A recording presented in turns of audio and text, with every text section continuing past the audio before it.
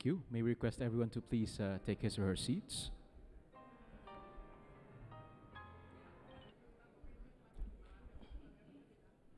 The newly elected leaders of the League of Municipalities of the Philippines, the newly appointed officials, my fellow workers in government, my beloved countrymen.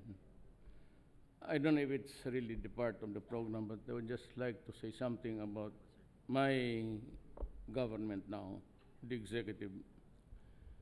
Alam ho ninyo, this is not to indulge in politics again, but just as a predicate, you know very well that I ran. It was not really a moribund political party, but it was been quiet in Mindanao only with the Pimentel father and son providing the light all these years. I ran under the PDP and we had so many constraints, especially sa pera. But I won on 3 major issues, and I'd like you to take it, well, place it in your heart because this is really the meat of the matter. I did not have enough money to really expect even na manalo ako. But it was, I think, in the messaging that I was able to connect with the people of the Philippines. And that is that I will do away with corruption. And I am very, very, very adamant about it. Sana. Hindi naman ito para sa inyo. You're all educated. And itong sa iba, itong lalo na sa regulatory agencies and boards of the government. There's a lot of corruption still, and I have yet to refocus on these so many issues. Bala ko sana, this is not really to, I don't know if it is correct or not, but for those of you who are here, lawyers, you can maybe give me an input of how to do about it. Di ko talaga kaya na isa-isahin. But I was tinkering with the idea coming in last night from Basilan and Zamboanga na i-open ko yung PTV4 for 1 hour each day. And diretso na lang sila. Lalabas na lang yung pangalan. Minus, if you want, kayo nagpapadala, the complainants or the aggrieved parties or whatever, the wrong, you can always escape your number. But if you want to do it publicly, fine with me. Just text the agency and the person whom you have a gripe, a grievance to express. Tell me about the issue, and maybe that would be more in keeping with the transparency. It does not mean to say na tama yan because people can go wrong, and it will go wrong as in the Murphy's Law. But I would, my predilection now is really to go fast, simply because 6 years is a very limited time to do some reforms. If I could just get a fraction of the corruption sa ating gobyerno, mukhang okay na. I cannot erase all, I cannot stop it, but I can minimize it. Ngayon, no, I said, I don't know if it's with keeping with the right also to be, of the people to be informed, on the right to air a grievance vis-a-vis with the right of the person to keep his privacy. But I am trying to kind of looking for how to strike a happy balance here. Kasi hanggang ngayon, no, mayroon pa rin and parang I feel it as an insult really. Kasi yan ang pinangako ko. One is, I will stop corruption. That was the only line that was repeated by my mouth all the months of the campaign. Second is, itong it leaves a bitter taste in the mouth.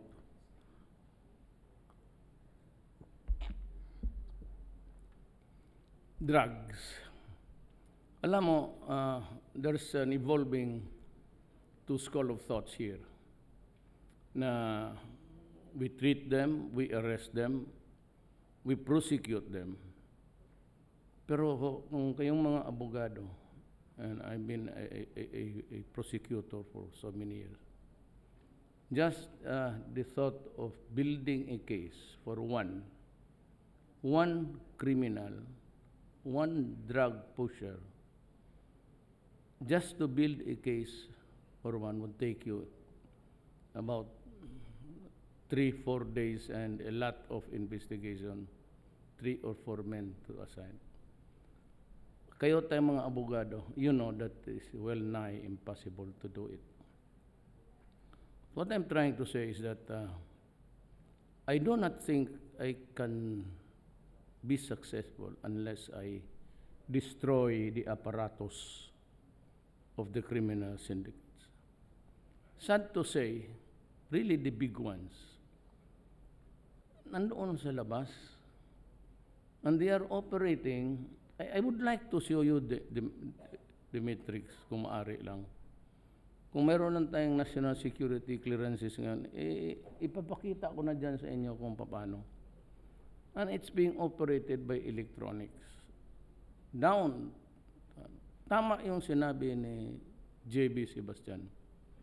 Ang umabot lang dyan sa loob ng penitentiary, konsumo lang nila yan.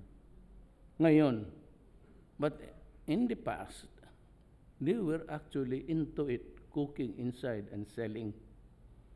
Diyan sa, ang market nila was Manila, the Metro Manila hanggang Cavite.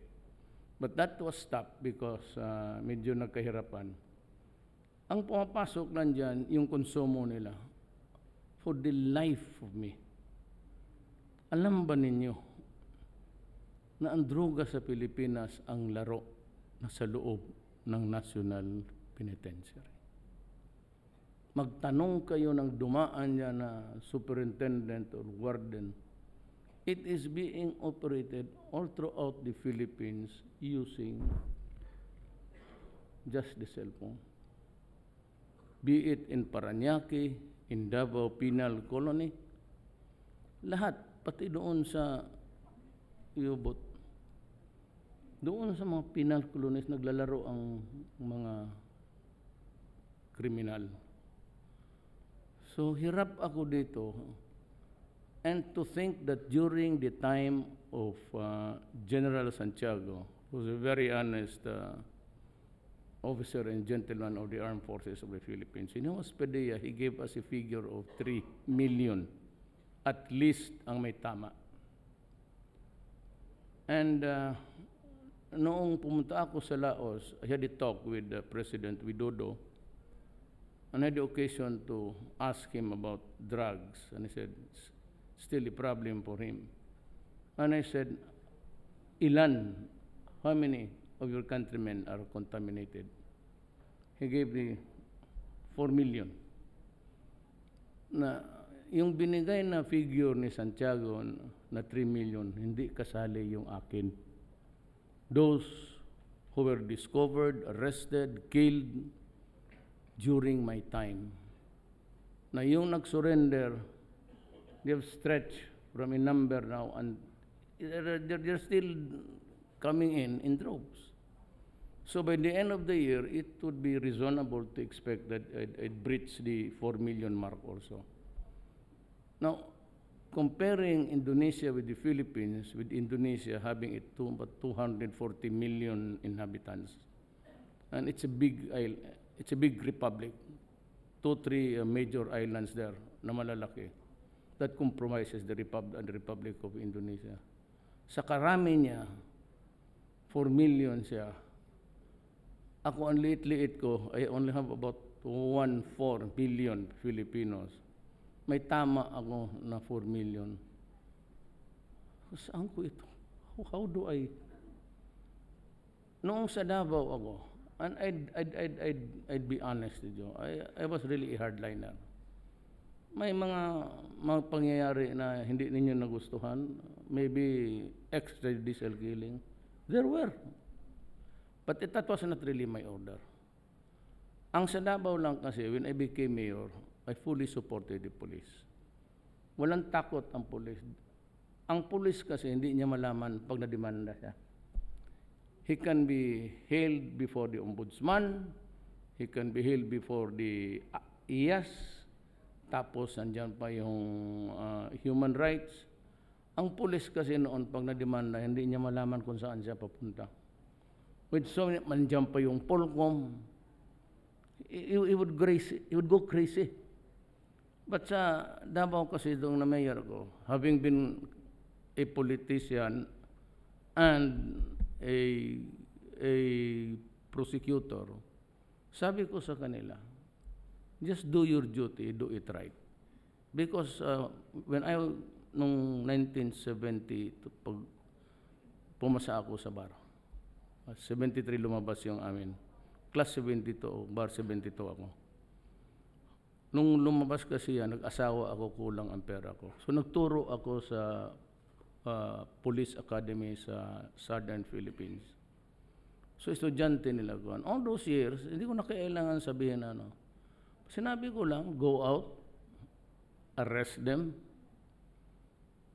We are, minsan yung, yung by bust operation karamihan dyan, place them under arrest and the custody of the law. Announce your authority, and if they do not surrender, then you have to take him by force. But if he presents a violent resistance, and if you think that your life is in danger, patayin mo. And that has been my order ever since. And to me, I think there's nothing wrong with that. And when I was a mayor, ganito ang estilo ko. Lumabas kayo ng Davao, kayong mga drogista, lumabas kayo yung naglalaro ng droga, gun for hire, soldiers and everything, policemen, go out. Police ka, pagka nandiyan ka, alam mo na, sabi ko. And all of these guys, inside government or outside of government, maraming namatay noon because I was really very strict. So, and I would say, just like what I have been saying in public, do not destroy my country because I will kill you. And do not destroy the youth of the land because I will kill you. And I've been doing it for several years. As a matter of fact, for 23 years, for the time that I was mayor, I used to put that kind of sentence, that statement. Then I could hardly find a law, yung sinasigaw ng mga iyo, na I threaten people with, because you cut corners in my statement. I said, those who would want to destroy my country. That's, I think it's a very correct statement. I cannot see anything wrong there when you threaten criminals because you do not want your country destroyed by drugs. Nahanapan akong mali. But you know, the EU and itong human rights, alam nila yung statement na yan. You know, if it is not a crime in my country, how can you prosecute me before any other body? It has to start with the criminal laws of the land of which I am amenable because I am a Filipino citizen. But unfortunately for them, wala. And they reprimand me and chastise me, including Secretary of State, yung babae doon, pati Obama. And you know, before you must do some digging. Before I left for Laos, I said, wag ninyong akong hiyain doon. Wag ninyo. and I was referring to the press, and everybody who would ask me publicly. So huwag ninyong bastusin doon because this is a gathering of, when I was vice mayor, it was all right for you to parang sidekick. Those are side issues of governance. But when I am the President of the Republic of the Philippines, little as I am, kung wala silang respeto sa akin, they must remember that I carry the identity of a sovereign country. You do not have any right to chastise me publicly. There is the United Nations, and if you see something wrong in our sovereign exercise of our authority, you go there and make your statement and ask for a motion that it be referred to the Human Rights Commission. But do not just stand there like Obama and the rest. And parang sabihin, wag kang mag-ano dyan ng human rights.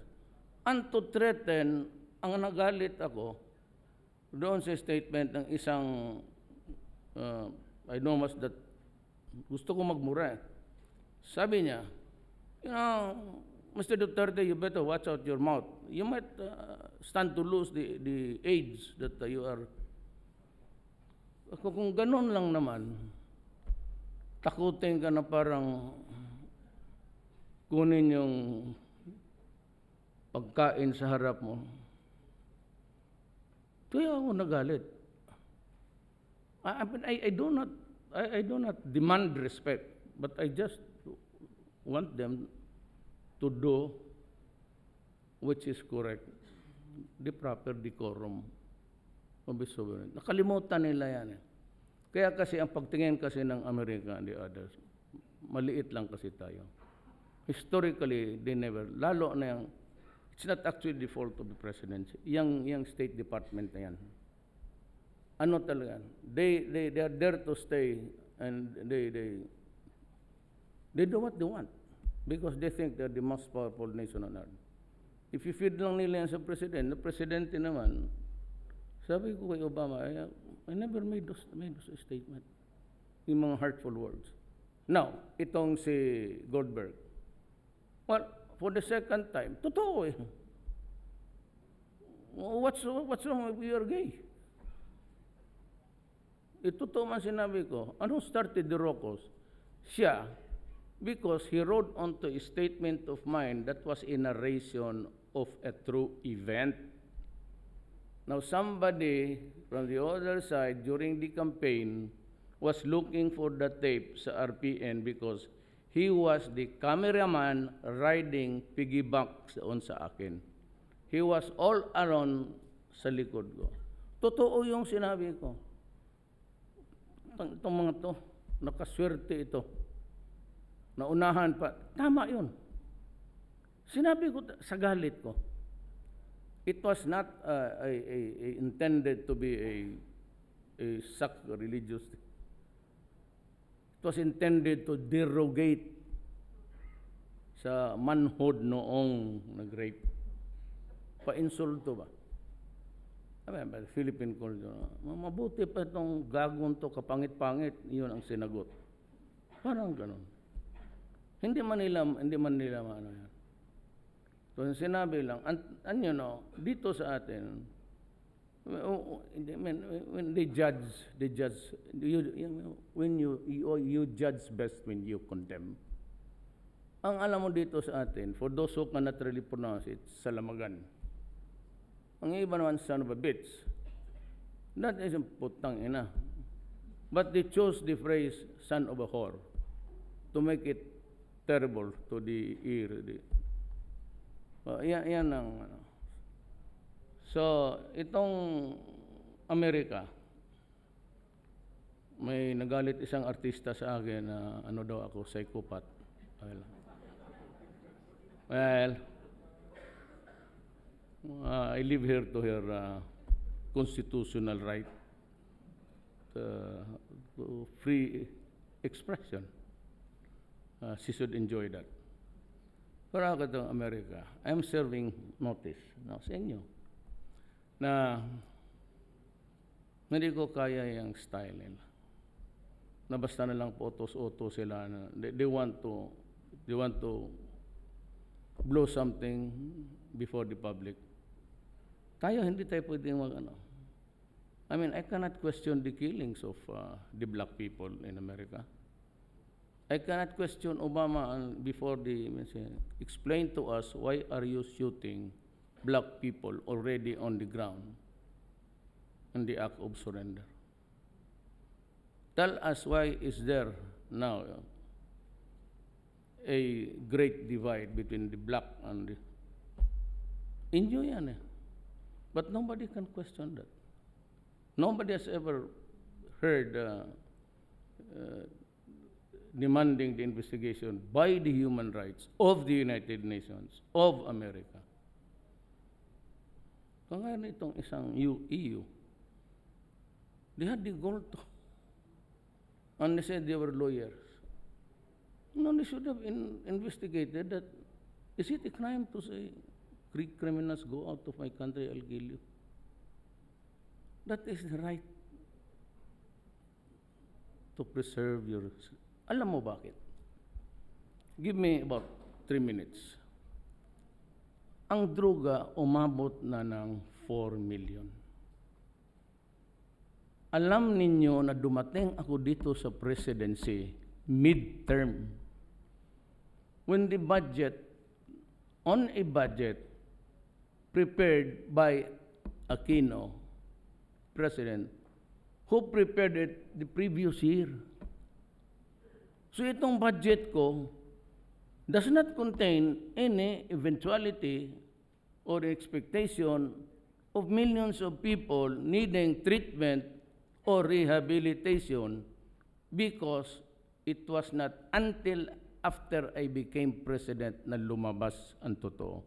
When I was mayor, I knew that it was serious.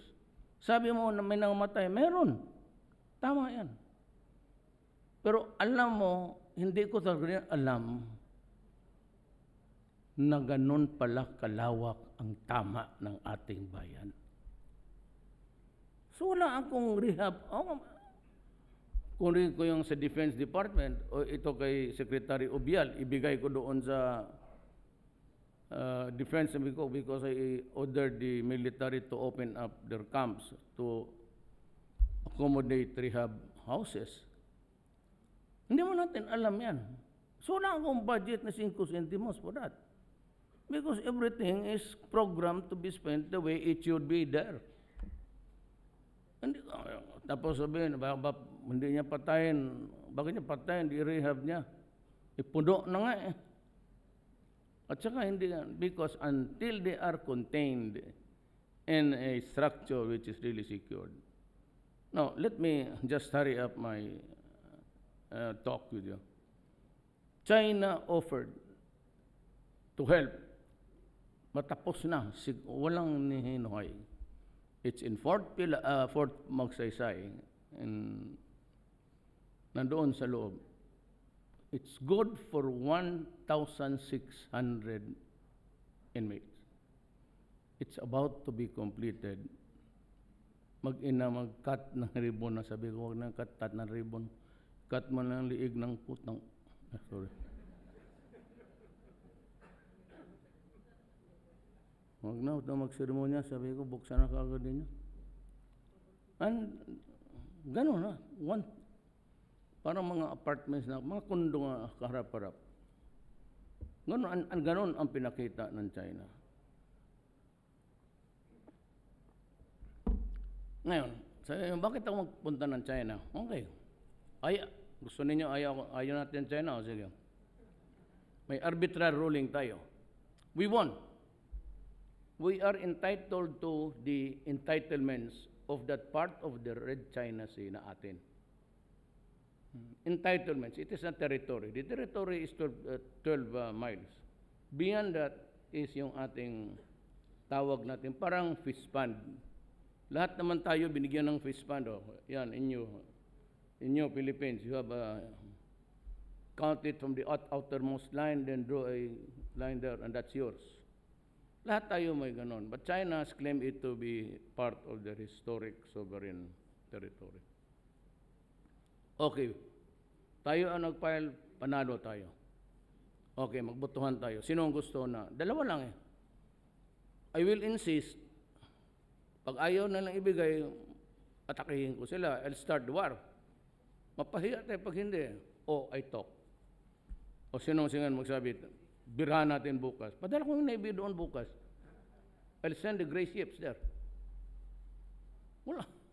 It will be a massacre. And, to top it all, the battleground would be Palawan, anak ng...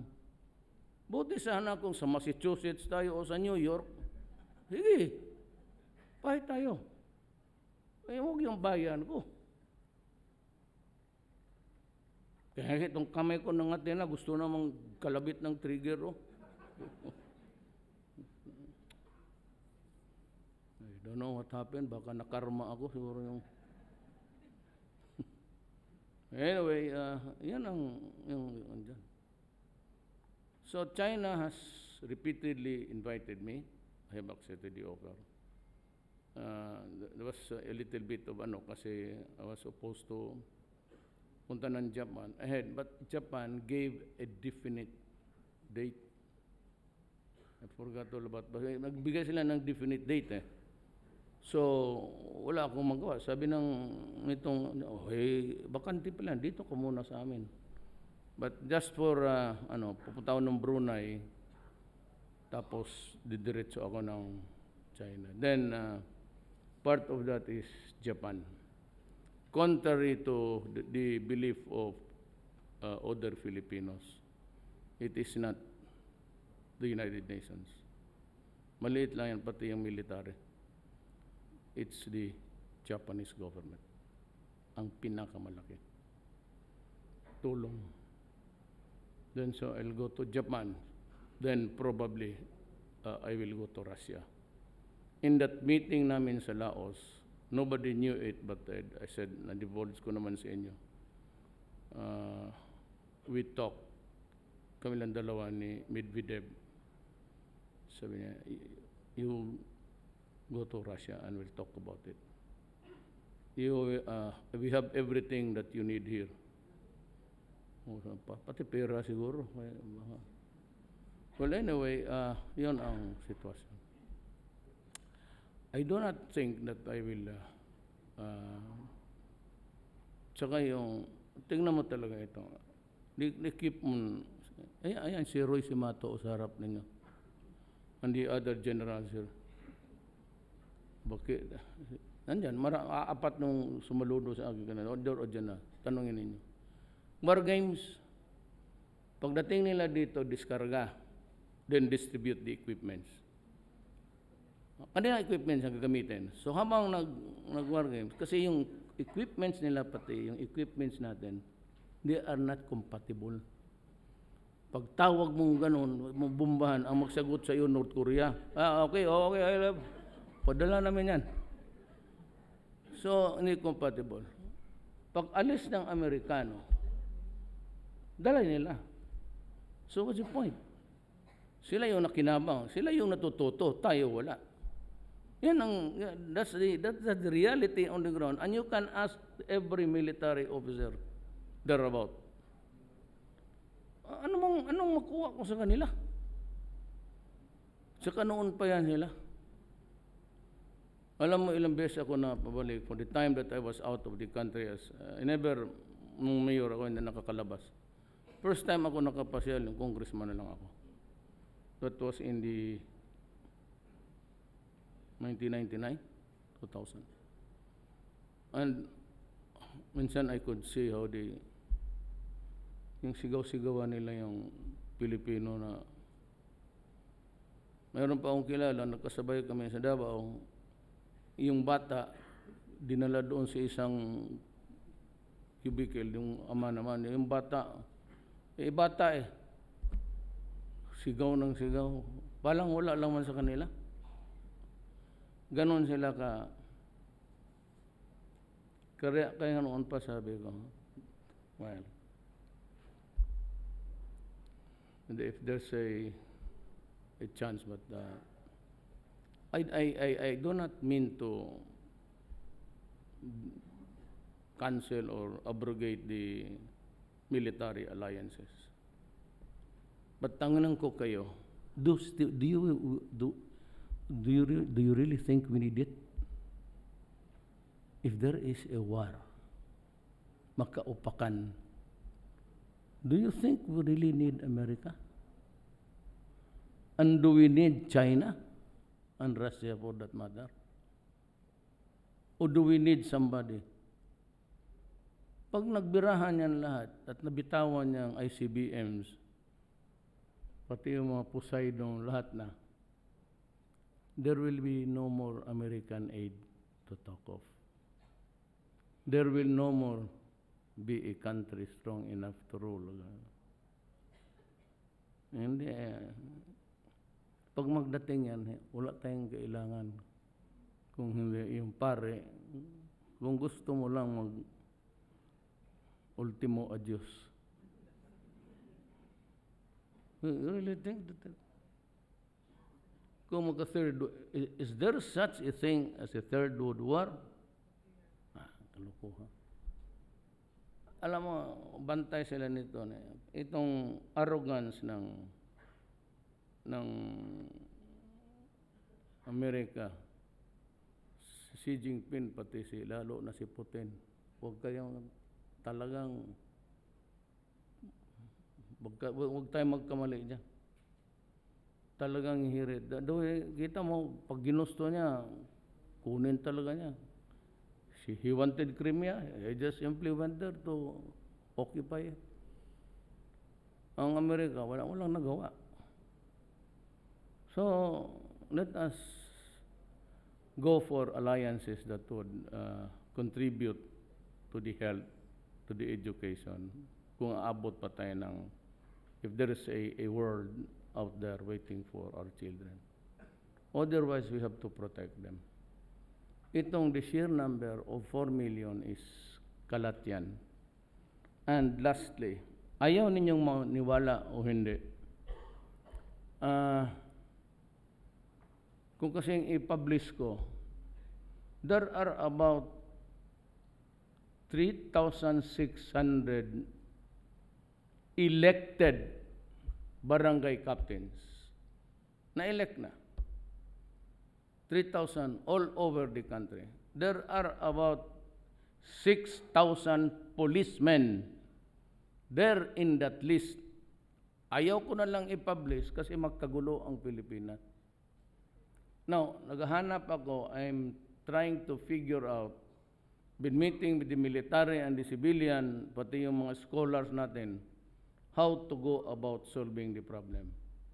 Because narco-politics has seeped in our political system. The portals of the invasion of drugs into the national government started with Dilima. Totoo yan. Ilang witness na nagsasabi sa inyo, yung Guardia na, yung NBI, yung PSG.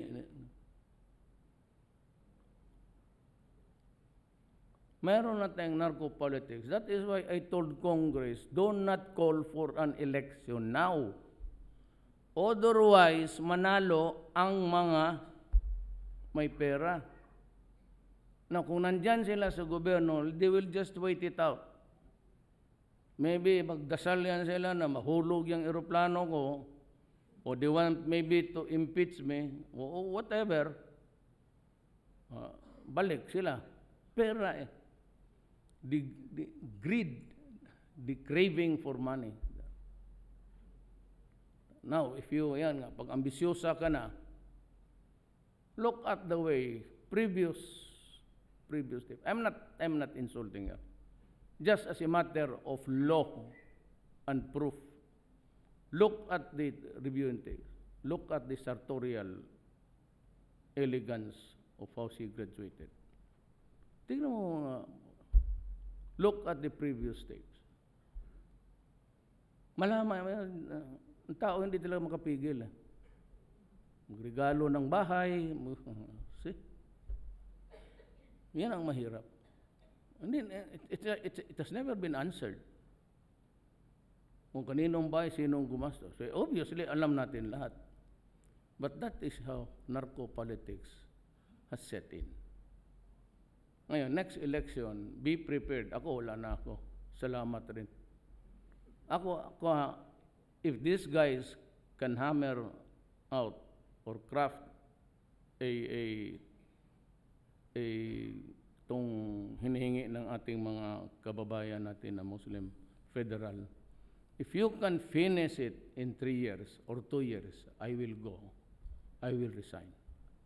Kasi it will provide the position of a president, which must be elected. The moment it is ratified by the Filipino people, you have my assurance. You have my word of honor. I do not want to stay any longer kung hindi ako kailangan. I will resign and give way. Yan ang garantiya ko sa inyo. But for the time being, di ko malaman kung itong droga. Because pag hinayaan ko, it will destroy the next generation by the sheer contamination and widespread. Talaga mahirapan yan. It's like a case of Hong Kong noon, when there was this English company given the sole right to sell opium. It took the Chinese 4 generations to entirely wipe out, including my grandfather. Nag-opium yun. Noon kasi nahuli. Maliit pa ako pero malakas na magmadyong, malakas pa mag-yup-yup ng opium ang buang. Took them several generations to. If I mag-let go ako ngayon, it might be bloody, it might be cruel, it might be brutal. That is for my country. I'm not doing it for somebody else. Kaya kung ayaw ninyo magtulong, di matingin kayo. Basta there is a rule which, tsaka yung balot-balot, na binabalot ng, hindi ang gawain ng pulis, hindi ang gawain ng military. Bakit tayo magbalot ng plaster na tao dyan na we are not into manufacturing of mummies? Yun yan sila. Remember that there are now policemen at large, yung mga ninja tawag nila. There was a time for cleansing and it's still going on. Because pinatong ko na nga 2 million per head of the 9 known drug manufacturers. Sabi kasi ng mga, bakit pa natin ibigay sa kanila, di tayo na lang. Look at, you should visit, I don't know if it would be in bad taste to, the monument of, tignan ninyo sa Arayat, napakalaki. Ganito kalaki Yung ikot ng mga makina doon na, tubig, tangke, tapos dito yung heater, tapos yung tube. Finally, yung Cebu. Kaya kung hindi natin makaya ito, let us just operate it. Magsabu na lang tayong lahat. Wala naman tayong magawa. Let us join the crowd. But sabi ko, I repeat it, on these major issues of presidency ko, I stake my honor, my life, and my country. My presidency. Presidency ko, honor.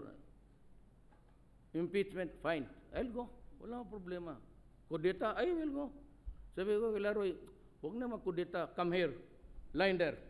Okay, raise your right hands. I, General, would like to be President. Okay. Sige, inyo na. Solve the problem. Balikan ko kayo. Ganon. Kung mayroon bang gusto, sige. But I will never iwanan ang buhay ko, my honor, and the presidency. I can live now.